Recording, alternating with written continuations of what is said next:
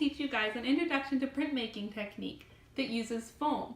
If you aren't familiar with what printmaking is, it's when an image is transferred onto a piece of paper. That image can come from pretty much anywhere, which is what makes printmaking so adaptable to many different subject areas and grade levels. Often the image is made with a woodcut, like this lino block print. And then multiples of the same piece of art can be reproduced, called a print. There are a lot of ways that you can integrate printmaking into different subject areas. If you want, you can look at the land-based connections, and you could go out into nature and find like a tree or moss, and you could make prints of that. What I use for my lesson plan is a grade 5 lesson that connects with social studies curriculum that looks at Indigenous rock art. To introduce this lesson, students will look at a few pictures like this one of a petroglyph or rock carving from Writing on Stone Provincial Park in Alberta. You can then discuss what the symbols mean and what the intention may have been behind the art. Then students can make their own works of art that tell a story inspired by the Indigenous rock art. For this, we're going to need a few different materials. First, you need a piece of foam that you're going to be etching your design into. Then you need a pencil that you're going to use to etch the design into the foam. A dull pencil, so it's not too sharp. You don't want to poke through the foam or anything. Then we have a brayer, which is a smooth roller that's used to roll the ink out smooth and roll it onto your design. I got this one for $25 at Michael's. So then you need some sort of paint or ink that you're going to be making your design with. Ink is nice to use because it's a little bit smoother, it rolls out a little bit nicer. Alternatively, you can use paint like acrylic paint. It's just a little bit choppier. If you look here, you can see I made this one with ink, and this one I just made with tempera paint. What I'm going to be using for this project is a paint called Akua paint, which is soy-based. And if you're going to be doing like nature or place-based exploration where you want to be using the ink outside, this is really nice to use because it's environmentally friendly. You will also need something to roll your ink onto. Usually a glass slab is used. What I'm using is this baking tray to roll the ink out onto. Then you need a piece of paper that you're going to be transferring your image onto. This can be any sort of paper. I would recommend using cardstock in a classroom setting for an introduction class. And this paper here is what I'm going to be using for this demonstration. So the first thing you have to do is make the design that you're going to be making your print of.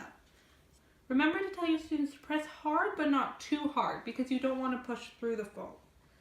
Another thing you should remind them of is that the parts that they're drawing on are actually going to end up white, and the parts that don't have drawing on them are going to end up with the ink on them. So they kind of have to think about that when they're doing their drawings. Now you can get started.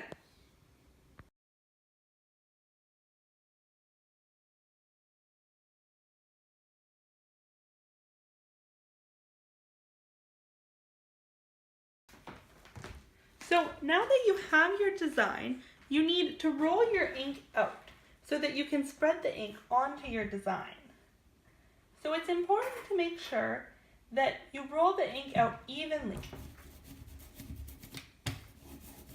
As you can see, it can take a little bit of time to get it even.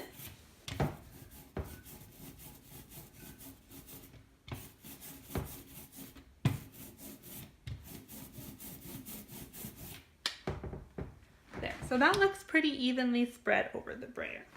So now you just need to roll your ink onto the plate. You want to make sure that you're rolling it on evenly so that you don't have a whole bunch of ink on one side of the plate and no ink on the other side.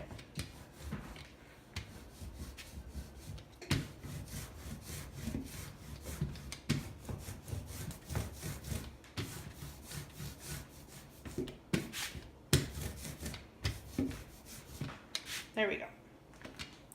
So now you need to transfer the image onto your piece of paper. So you just line it up how you want it. and push it down. So when you're pushing it down, you want to use this flat part of your palm. You don't want to use your fingers or your knuckles because you can leave fingerprints in your finished design, like this print in this one here. So just be careful that you're using this flat palm part of your hand and you're rubbing smoothly and evenly. You don't want to move it because then it'll wreck your picture. And as you rub it, the heat from your hand is kind of activating the ink. It's pulling it into the paper more. So the more you rub it, the better your design is going to look at the end.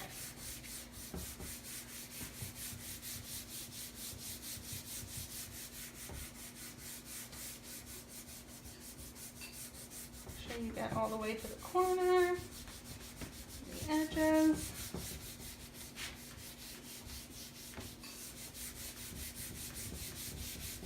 All right, and then you just peel the paper off, and you have your print.